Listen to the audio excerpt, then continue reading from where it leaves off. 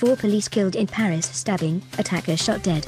A man wielding a knife stabbed and killed 4 officers at the police headquarters in the heart of central Paris on Thursday, before being shot dead. The premises were cordoned off after the lunchtime attack in the historic center of Paris, usually thronged with tourists, and dozens of police and emergency vehicles had converged at the scene, journalists reported.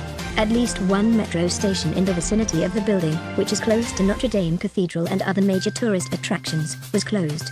Sources told the attacker was shot dead by police in the courtyard of the building, where he was employed.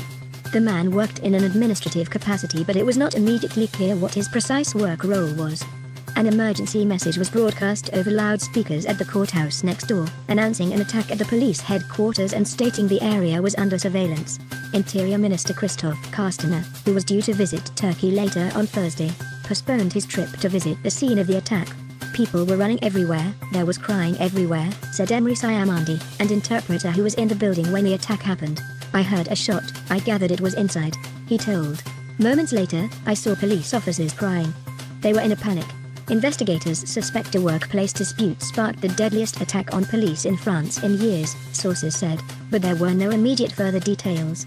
The Paris prosecutor is at the scene, but anti-terror agencies have not been involved at this stage. Did he snap? Or was there some other reason?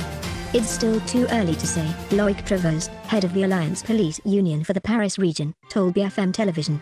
There was no immediate indication of the possible motives of the attacker. France has been rocked since 2015 by a succession of attacks blamed on jihadists, which have included both large synchronized assaults and isolated knife and gun attacks, killing more than 250 people. The country remains on high alert after these attacks. In January 2015, 2 men armed with Kalashnikov rifles stormed the Paris offices of satirical weekly Charlie Hebdo, killing 12 people. A policewoman was killed just outside Paris the following day, while a gunman took hostages at a Jewish supermarket, 4 of whom were killed.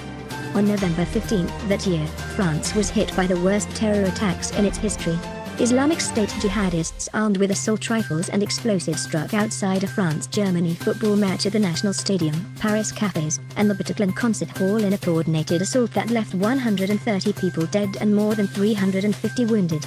On July 14, 2016, a Tunisian plowed a truck through a large crowd gathered for Bastille Day fireworks in the Mediterranean city of Nice. The attack killed 86 people and injured more than 400. The attack at the police headquarters also came as tension grows within the ranks of the police force, who have been stretched to the limit by policing the Yellow Vest protests against President Emmanuel Macron and have themselves been accused of heavy-handed tactics. Thousands of French police officers demonstrated in Paris on Wednesday for better working conditions in a rare protest by the force, against the backdrop of a spike in suicides within their ranks. Organizers estimated that 27,000 officers took part, out of 150,000 police staff nationwide. No independent estimate was available.